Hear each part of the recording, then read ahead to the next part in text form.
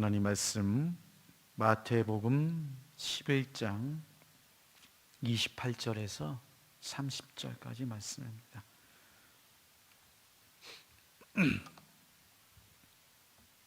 신약성경 18면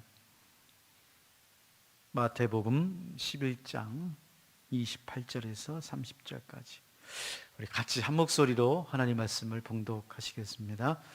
수고하고 무거운 짐진 자들아 다 내게로 오라. 내가 너희를 쉬게 하리라. 나는 마음이 온유하고 겸손하니 나의 멍에를 메고 내게 배우라. 그리하면 너희 마음이 쉼을 얻으리니 이는 내 멍에는 쉽고 내 짐은 가벼움이라 하시니라. 믿음에도 거리두기가 있습니다. 믿음에는 거리두기가 있어요. 이 거리두기를 잘하는 사람이 믿음이 자라고 성장하는 것을 볼 수 있습니다. 단순하게 두 종류로 나누면은 믿음의 거리가 점점 가까워지는 사람이 있습니다. 믿음의 거리가 어제보다 오늘이, 지난주보다 이번 주가, 작년보다 올해가 점점점 가까워지는 사람이 있어요. 고난이 있고 어려움 중에도 예수님께 가까이 가고 교회로 가까이 오시는 분이 계십니다. 이런 분들은 참 행복하신 분들이죠. 은혜로우신 분들이죠. 우리가 어떤 삶을 살아가면서 예수님과 가까이 또 교회와 가까이 믿음의 거리를 두고 예배드리고 또 섬기고 신앙생활하는 것은 너무나 중요한 것입니다. 너무나 귀한 것이에요. 한편 믿음의 거리가 점점 멀어지시는 분들이 계십니다. 안타깝죠? 시험이 오고 고난이 오고 유혹이 올 때에 점점 믿음이 멀어집니다. 또 어떤 분들은 잘 나가고 성공하고 무언가를 성취해 나갈 때도 믿음이 멀어지신 분이 계세요. 교회가 멀어지고 주님과 멀어지고 말씀과 멀어지고 기도와 멀어지는. 그래서 당장은 바쁘니까 피곤하니까 어려우니까 이 거리두기가 점점점 멀어지는 것에 대해서 느끼지를 못하거나 알면서도 이게 관리가 안 되는 거죠. 근데 한번 이 가속도가 붙으면은 멈추기가 참 어렵습니다. 선순환과 악순환이 있는 것이죠. 믿음이 가까워지는 사람들은 점점 가까워집니다. 이유 불문하고 상황과 환경을 떠나서 예수님께 더 가까이 가려고 그러고 교회로 더 가까이 오려고 그러고 예배로 말씀으로 기도로 자꾸 가까이 옵니다. 근데 어떤 분들은 악순환이라고 점점 멀어지신 분이 계세요. 이유도 많아요. 멀어질 수밖에 없는 상황도 많습니다. 바라기는 너무 멀리 가지 마시기 바랍니다. 가까워질 때가 있고 멀어질 때가 있거든요. 이건 어쩔 수 없습니다. 평생 믿음이 가까워지는 분이 계시나요? 그런 분 안 계세요. 또 어떤 분은 계속 멀어지시는 분, 그런 분도 거의 없습니다.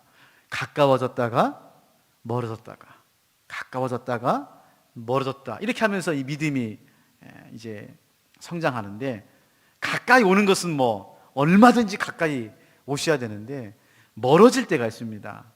그때 조심하셔야 돼요. 선을 넘으면 안 됩니다. 너무 멀어져서 예수님을 떠나고 교회를 떠나고 신앙을 떠나는 데마와 같은 사람들이 간혹 있거든요. 너무너무 안타까운 거죠. 신방을 가고 상담을 하고 몇 번을 찾아가고 붙잡아도 아니라는 거예요.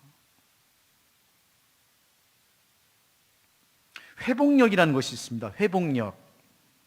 그러니까 어떤 사람이 넘어졌다가 일어나는 회복, 병에 걸렸다가 다시 건강으로 일어나는 회복, 이 회복력이 좋으신 분들이 건강한 사람이라는 거예요. 다 넘어질 때도 있고 아플 때도 있고 실패할 때도 있잖아요. 여러분, 신앙에도 믿음에도 회복력이 필요합니다. 저도 목회를 하다 보면은 지칠 때가 있습니다. 힘들 때가 있고 번아웃 될 때가 있거든요. 다 내려놓고 좀 쉬고 싶은, 너무나 힘들어서 좀 멈추고 싶은 그럴 때가 있어요.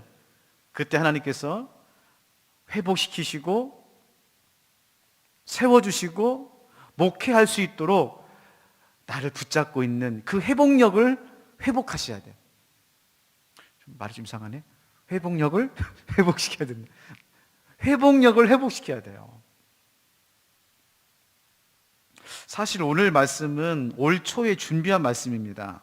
코로나가 조금 이제 풀릴 기미가 보여서 이 방역 지침 있잖아요. 손 소독을 하고 손을 씻고 마스크를 쓰고 거리 두기를 하고 이걸 계속 듣다 보니까 여기에도 신앙의 원리가 있고 영적인 원리가 있구나 하는 것을 조금 묵상하면서 올 봄에 이제 코로나가 끝나면 수요일 날 한번 말씀을 전하려고 했는데 갑자기 또 확진자가 생기고 4단계가 되어가지고 언제쯤 말씀을 전하나 했는데 이제 위드 코로나가 돼서 믿음으로 오늘 이 말씀을 좀 같이 나누려고 합니다. 조금 앞에 사족이 있어요.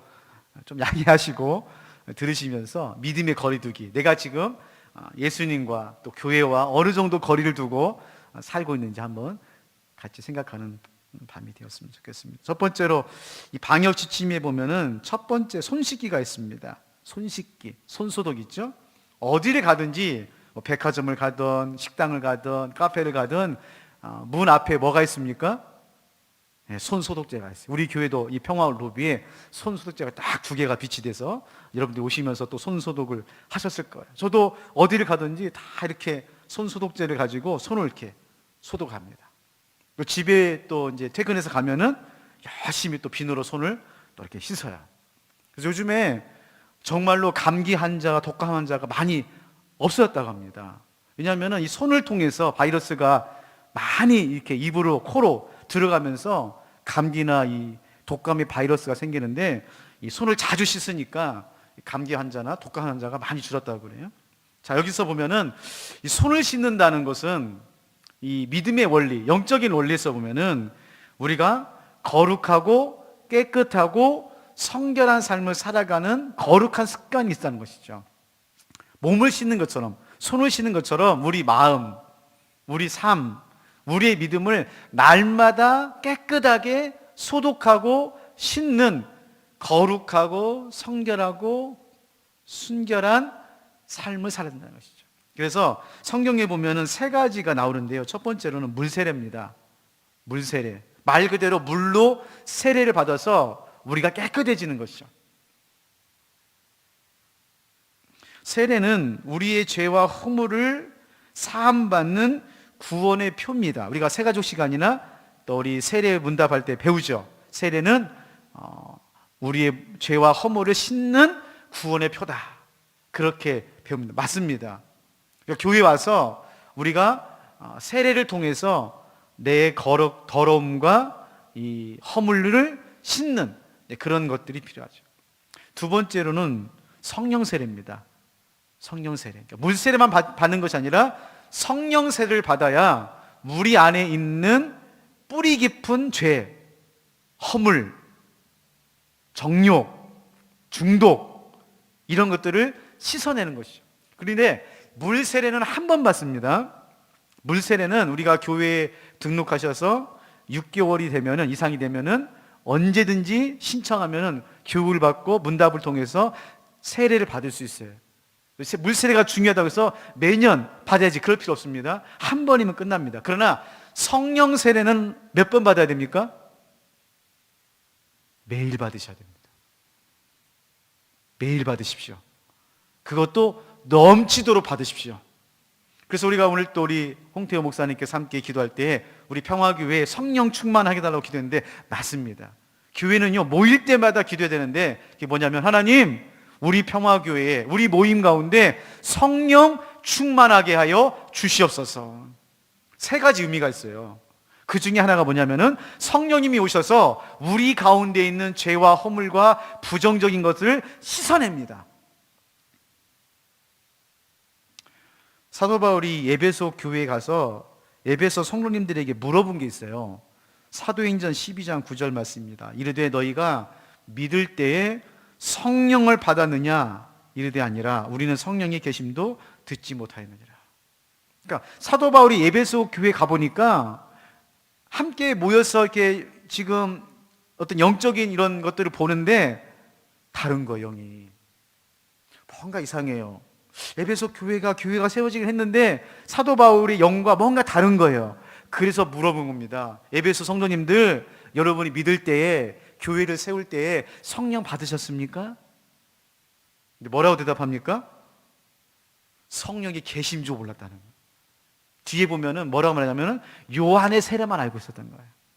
그래서 사도 바울이 어떻게 합니까? 에베소 교회에 말씀을 전하고 성령의 임함을 기도할 때 어떻게 됩니까? 에베소 교회에 성령님이에요. 세 번째로 이 손을 씻는다는 것은 날마다 회개하는 삶을 말하는 것입니다. 매일 우리가 손을 씻듯이 매일 하나님 앞에 우리가 회개해야 됩니다. 원죄와 자범죄가 있어요. 이 죄를 우리가 공부할 때 하마르티아라고 그러잖아요. 이 죄가 하마르티아라고 그러는데 이 죄 가운데는 원죄가 있고 자범죄가 있습니다. 원죄는 원래 지은 죄, 아담이 에덴 동산의 선악과를 따먹으로써 우리 인간으로 들어온 죄, 이건 원죄입니다. 이 원죄는 누구만 용서할 수 있습니까? 예수 그리스도의 십자가의 보혈로만 용서를 받은 거예요. 그런데 자범죄가 있어요. 자범죄는 뭐냐면은 날마다 우리 스스로 짓는 죄가 있습니다.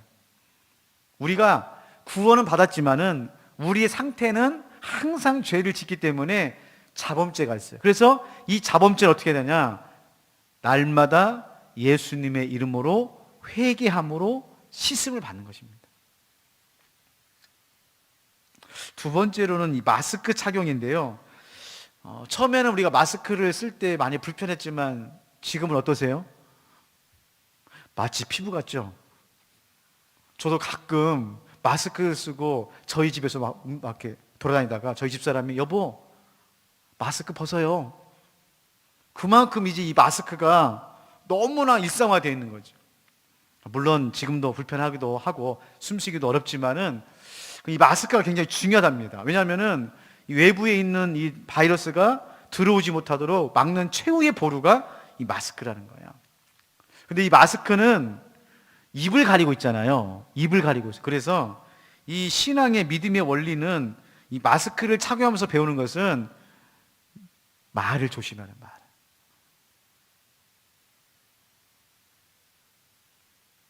우리가 이 마스크를 통해서 말하는 것이 불편한 것처럼 한번 생각해 보는 거죠. 내가 정말 사람을 살리고 사람을 세우는 말을 했는가? 아니면 내 말을 통해서 사람을 죽이고 상처를 주는 말을 했는가? 야고보서 1장 19절 말씀입니다. 내 사랑하는 형제들아 너희가 알지니 사람마다 듣기는 속히 하고 말하기는 더디하며 성내기도 더디하라. 그러니까 지금 이 야고보 즉 초대교회에도 교회 안에 이 말로 인한 어려움이 있었던가 봐요. 말로 상처를 받기도 하고 말로 어려움을 당하기도 해서 야고보 서도가 뭐라고 말하냐면은 듣기는 속히 하고 말하기는 더디하십시오. 좀 지난 글이지만은 작년 말에 송기론 목사님께서 이 마스크에 대한 그 소회를 밝혔던 글이 있어요. 그래서 제가 좀 발췌를 했는데 제가 읽어드릴 테니까 잠시 한번 들어보십시오. 나는 배웠다. 마스크를 써본 뒤에야 지난날의 내 언어가 소란스러웠음을 알고 침묵을 배웠다. 너무나 쉽게 말했다. 너무 쉽게 비판하고 너무도 쉽게 조언했다. 생각은 짧았고 행동은 경박했다. 나는 배웠다. 살아있는 침묵을 스스로 가지지 못한 사람은 몰락을 통해서만 죽음으로 침묵하게 된다는 사실을. 우리가 다시 한번 이 마스크 착용을 통해서 내가 정말 내가 어떻게 말하는가를 한번 생각해 봤으면 좋겠습니다. 마지막으로 이제 거리두기입니다. 거리두기인데 이 말씀을 좀 오늘 본문 말씀과 연결해서 말씀을 좀 전하는데요. 자, 지금 우리가 거리두기를 하죠. 2m 우리가 떼어서 앉아야 되고 이렇게 사이를 두고 우리가 거리를 두고 지금 생활을 하는데요. 우리 교회도 지금 이렇게 거리를 두고 앉으셔서 이렇게 좀 조심스럽게 예배를 드리고 있습니다. 자, 두 가지를 크게 생각해 봤는데요. 첫 번째로는 세상과의 거리두기가 필요합니다. 우리 믿는 사람들은 세상에 살지만 세상과의 거리두기가 필요해요. 첫 번째로는 너무 극단적으로 세상과 등지고 살면 안 됩니다. 요즘 뭐 유행하는 그 TV 프로그램 중에서 우리 특히 남자 우리 60대 이상 어르신들이 가장 즐겨보는 프로그램이 어떤 프로그램이에요? 나는 자연이다. 여자분들은 별로 안 보시고 남자분들이 그렇게 많이 본답니다. 근데 여러분, 우리 기독교는 나는 자연이다가 아니에요. 나는 도시인이다. 나는 도시인이다. 불교는 산속에 있어요. 세상을 등지는 종교가 불교입니다. 그러나 기독교는 세상 안에 있는 종교예요. 교회가 세워질 때부터 도시 안에 있었어요.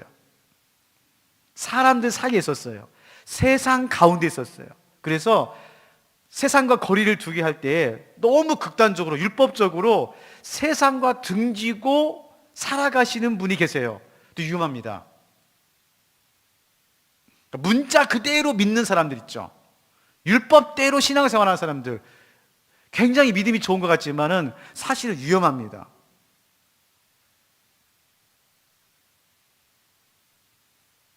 우리 예수님도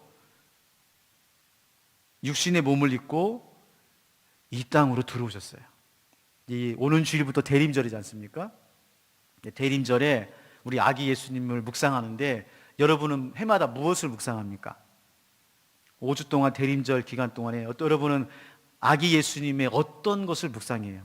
어떤 분들은 말구이에 나신 예수님의 겸손을 묵상하신 분도 계시죠. 또 어떤 분은 육신의 몸을 입고 이 땅에 오신 그 예수님의 은혜를 묵상하신 분도 계시죠. 근데 여러분, 그 중에 하나가 뭐냐면은 하나님이 육신의 몸을 입고 우리 가운데 오셨다는 것이 큰 은혜입니다. 자, 그래서 구약의 하나님과 신약의 하나님이 달라요. 그것이 뭐 두 분이란 말이 아니라 구약에서의 하나님은 하나님의 나라, 즉 우리와의 거리가 멀어요. 무서운 분입니다. 하늘에 계신 분입니다. 다스리시는 분입니다. 그런데 신약의 하나님은 우리와의 거리가 완전히 하나입니다. 하나예요. 신약의 하나님은 어디에 계십니까? 우리 안에 계세요. 우리 안에. 지금 우리 안에, 우리 모임 안에, 우리 가운데 우리 주님께서 계시는 거예요. 그래서 두 번째로 예수님과의 거리두기는 거리두기가 없을수록 좋습니다. 자, 오늘 마태복음 11장 28절 말씀입니다. 예수님께서 거리두기에 대해서 이렇게 말합니다. 마태복음 11장 28절, 수고하고 무거운 짐진 자들아 다 내게로 오라. 내가 너희를 쉬게 하리라. 어떻게 하라고요? 나에게 다 오라는 거예요. 예수님과의 거리가 어디까지 가는 거예요, 이제? 예수님 안으로 들어가는 것이죠. 예수님이 우리 안으로 들어오는 거예요. 첫 번째로는 우리 예수님이 우리 인생의 수고와 무거운 짐을 알고 계십니다. 지금 예수님께서 뭐라고 말하고 있어요? 수고하고 무거운 짐진 자들아 다 내게로라고 말씀하고 있어요. 예수님께 오는 사람들은 시간이 한가하거나 할 일이 없어서 오는 사람들이 아닙니다. 오히려 세상에서 바쁘고 수고하고 무거운 짐을 지면서 하루를 25시간씩 시간을 쪼개서 살아가는 그 사람들을 우리 주님께서는 초청하고 있는 거예요. 그러므로 여러분, 예수님께 갈 때는 어떻게 오셔야 됩니까? 어떻게 가셔야 돼요? 수고하고 무거운 짐을 지고 가시기를 바랍니다. 이게 참 재밌는데요, 어떤 분들은 예수님께 올 때에 수고하고 무거운 짐은 다 집에다 놓고 교회를 오신 분이 계세요. 은혜 받습니다. 막 찬송하고 막 기도하고 말씀 가운데 할렐루야 막 은혜 받았습니다 하고 막 집에 가요. 그 다음에 어떻게 합니까? 그 놓았던 무거운 짐을 다 짊어집니다. 또 열심히 또 한 주간 살아야지. 그럼 안 돼요. 그건 예수님이 바라시는 게 아닙니다. 어떻게 오라고요? 수고하고 무거운 짐을 가지고 예수님께 오십시오. 교회로 오십시오. 그리고 예수님께 어떻게 하는 거예요? 우리 예수님께서 대신 짊어져 주신다잖아요. 두 번째로는 너희를 쉬게 하리라고 말합니다. 너희를 쉬게 하리라. 자, 보세요. 어떤 분들은 이렇게 들었던 분이 계실 거예요. 또 그렇게 또 부흥 강사들이 또 많이 그렇게 또 얘기를 했고요. 무슨 말이냐면은 성도들이 말이죠, 어리석어 가지고 무거운 짐을 다 짊어지고 교회 와 가지고 다 물 풀어놓고 이제 맡긴다 그러고 다 뭐 은혜 받고 막 한 다음에 다시 무거운 짐을 짊어지고 다 다시 집으로 간다고. 근데 여러분, 그게 맞는 거예요. 잘 들어보십시오. 수고하고 무거운 짐을 짊어지고 우리가 교회로 옵니다. 예수님께 와요. 그리고 예수님께 맡기고 은혜를 받습니다. 평강을 얻어요. 쉼을 얻어요. 재충전이 되고 회복이 됩니다. 그 다음에 어떻게 해야 돼요? 다시 무거운 짐을 짊어지고 어떻게 됩니까? 세상으로 가시는 거예요. 그런데 예수님께 오기 전에 세상에 무거운 짐을 짊어지고 왔던 나는 지치고 피곤하고 섭섭하고 시험 들고 괴롭고 절망 가운데서 왔어요. 그런데 이제 주님께 가까이 가서 쉼을 얻고 회복을 얻고 능력을 얻어서 이제는 기쁨과 감사와 환희와 성령이 주신 능력으로 어떻게 합니까? 짐을 짊어지고 다시 세상에 나가서 사는 거예요. 무슨 말이냐면은 짐이 무겁냐 크냐, 맡겼냐 안 맡겼냐가 중요한 게 아니에요. 거기에는 성경에 관심이 없어요. 보세요. 내가 너희 수고하고 무거운 짐을 없애준다겠나요? 끝까지 내가 맡아준다고 그랬나요? 아니에요. 와서 쉬라는 거예요. 이 쉰다는 말은 막 늘어지고 막 소파에 누워가지고 막 그게 아니라 쉼은 뭐냐? 이 성경에서 샬롬입니다. 샬롬. 하늘에서 주는 샬롬, 은혜, 평강, 능력, 이걸 받으라는 거예요. 그리고 나가서 다시 어떻게 하는 거예요? 수고하라는 거예요. 인생의 무거운 짐을 지고 가라는 거예요.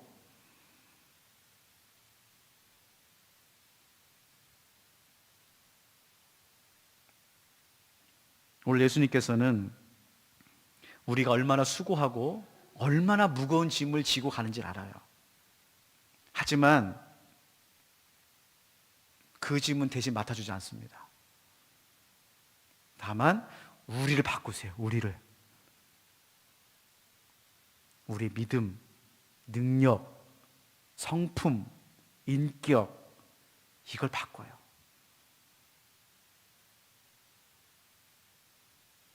여러분이 기독교를, 교회를 오해하면 안 됩니다. 기독교나 교회는 여러분의 근심 걱정을 없애주는 곳이 아니에요. 여러분의 문제를 다 해결해 주는 곳이 아닙니다. 가정의 문제, 자식의 문제, 일터의 문제를 해결해 주는 곳이 아니에요. 왜요? 여전히 인생은 무겁고 수고하는 삶을 살 수밖에 없는 거예요. 그럼 교회는 뭐 하는 것이냐? 여러분을 변화시킵니다. 여러분을 변화시켜요. 능력 있는 사람으로, 감당할 수 있는 사람으로, 변화되는 사람으로, 끝까지 견디고 버티고 참고 인내하는 사람으로. 아니, 오늘 우리가 매주 욥기를 통해서 배우는 것처럼 우리 하나님께서 욥을 어떻게 바꾸고 있습니까? 그 고난 가운데서 욥을 어떻게 바뀌고 있어요? 지난날의 모든 공로와 수고와 애씀과 믿음까지도 다 이별하게 만들잖아요. 아브라함도 그랬고요, 모세도 그랬고, 사도 바울도 그랬고, 다 지난날 자신의 삶과 이별해야 됩니다. 그래야 완전히 새로운 사람으로 변화가 되는 거예요. 내일 또 제가 또 새벽에 또 그분을 잠깐 말씀을 드리겠지만은, 이별할 때에 어설프게 하면 안 됩니다. 딱 부러지게 이별하셔야 돼요. 깔끔하게 정리하셔야 됩니다. 이것도 아니고 둘이 뭉실하게 하다가는요, 또 거기에 발목 잡혀요. 엉성하게 엉거주춤해서 헤어진 사람들의 특징이 있어요. 내일 새벽에 말씀드리겠습니다. 내일 새벽에 꼭 나오세요. 시간이 다 됐네요. 사실은 이제 이 말씀을 가지고 그럼 어떻게 예수님과 가까이 할 수 있느냐, 거리두기 할 수 있느냐, 세 가지를 제가 말씀을 드려야 되는데 잠깐만 요약하고 말씀 마치겠습니다. 첫 번째로 예수님과 거리두기를 가장 친밀하기 위해서는 말씀을 묵상하셔야 됩니다. 왜냐하면 예수님 말씀이시잖아요. 그러니까 예수님과 가까이 한다는 것은 우리가 지금 예수님 안 보이는데 어디로 가까이 한다는 말입니까? 예수님과 가까이 한다는 것은 예수님의 말씀과 가까이 하는 것입니다. 시편 1편 2절 3절 말씀에 오직 여호와의 율법을 즐거워하여 그의 율법을 주야로 묵상하는도다. 그는 시냇가에 심은 나무가 철을 따라 열매를 맺으며 그 잎사귀가 마르지 않음 같으니 그가 하는 모든 일이 다 형통하리라. 여러분, 나무가 살려면 어디 있어야 됩니까? 시냇가에 있어야 돼. 가까이 있어야 돼. 그것처럼 우리가 예수님이 가까이 있어서는 주야로 말씀을 묵상해야 되죠. 두 번째로는 예수님과 가까이 한다는 것은 예수님과 대화를 나눠야 됩니다. 그거 바로 기도입니다. 기도는 예수님과의 대화예요. 예수님과의 대화. 우리가 예수님 이런 문제가 있어요. 이런 어려움이 있어요. 이런 아픔이 있어요. 하나님 해결해 주세요. 고쳐주세요. 그것도 기도지만은 대화를 하셔야 됩니다. 이거 좀 공부를 하시고 훈련하셔야 돼요. 우리 한국 사람들은 예수님과 기도할 때 일방적으로 막 자기 문제를 이야기하고는 가버리시거든요. 안 됩니다. 새벽에 나와서 기도하시든지 여러분이 개인적으로 기도하실 때 여러분이 하고 싶은 말씀, 예수님께 하고 싶은 말씀을 하시지만은 그 한 말씀처럼 예수님의 음성을 들으셔야 되잖아요. 대화를 하셔야 되잖아요. 그러면은 그만큼의 기도 시간을 듣는 시간으로 채우셔야 돼요. 예수님께서 여러분의 마음에 세미한 음성을 들려주시거든요. 들으셔야 됩니다. 듣는 훈련을 하셔야 돼요. 아마 이제 우리 중보기도 세미나 여러분이 신청하시면은 우리 김민호 목사님께서 이 듣는 기도에 대해서도 이제 훈련을 해주실 텐데 저도 참 부족한 것이 기도하는 훈련을 하면서 듣는 훈련이 참 안 돼서 참 어려운 부분이 있습니다. 마지막 세 번째로는 예수님과 가까이 하는 사람들과 가까이 하십시오. 이 세 가지 원리 중에서 이게 제일 쉬워요. 예수님과 가까이 하신 분들이 계시거든요. 참 신기합니다. 예수님과 참 친밀하게 동행하신 분들이 계세요. 여러분이 좀 교회 오셔가지고 좀 관찰을 하셔야 됩니다. 우리 교회 새로 오신 분이든 아니면 이제 기존에 오신 분들이든 여러분 우리 교회가 한 300명 정도 되는데 한번 가만히 보세요. 물론 제가 기도할 때는 우리 300명의 성도님들이 다 예수님과 가까이 하시길 원하지만은 편차가 있어요. 정말 예수님께 가까이 계시는 분이 계십니다. 어떤 권사님을 보면은, 집사님 보면은 정말 24시간 예수님과 동행하신 분들이 계세요. 그러면 그분과 가까이 하십시오. 달라요. 보고 배웁니다. 그분들과 만나셔서 이야기를 나누시고 들어보시고 닮아가도록 노력하시는 것이죠. 사랑하는 성도 여러분, 코로나 기간이 끝난 건 아니죠. 제가 이 말씀을 한 것은 끝났다 이 말씀을 하는 것이 아니라 코로나 이후를 준비해야 되지 않을까.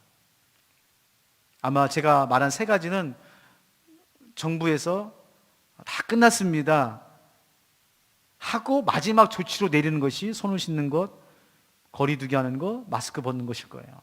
그만큼 마스크를 벗는 것은 아마 끝까지 아마 우리를 힘들게 할 것입니다. 근데 여기에서 우리가 그저 시간을 보낼 것이 아니라 손을 씻고 마스크를 쓰고 거리 두기 하는 이 코로나의 이 시간이 나를 영적으로 신앙적으로 훈련하는 시간이구나. 나는 정말 내 믿음 가운데서 매일매일 손을 씻고 있는가? 마스크를 쓰고 있는가? 거리를 어떻게 두고 있는가? 한번 점검해 보면서 바라기는 우리 예수님께서 우리를 초대하실 때 더 가까이 가십시오. 더 가까이 가셔서 우리 예수님의 마음, 온유하고 겸손한 마음을 닮아가는 저와 여러분 되시기를 주님의 이름으로 축원합니다. 하나님 아버지, 지난 2년 동안 코로나로 이제는 생활의 습관이 된 것처럼 손을 소독하고 씻고 마스크를 쓰고 거리를 두는 것이 너무나 익숙한 일상을 살아가고 있습니다.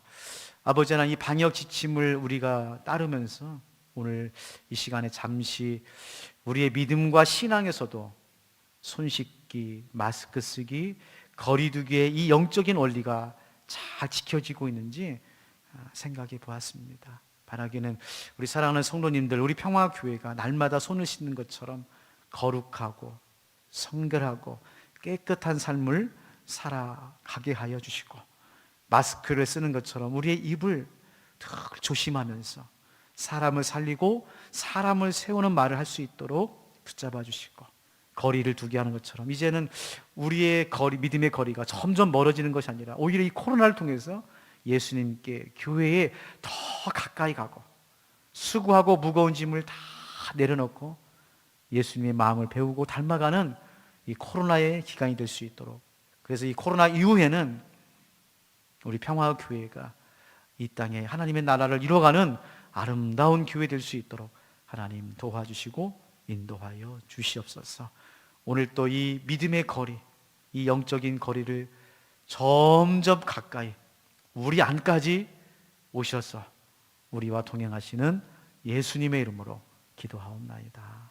아멘.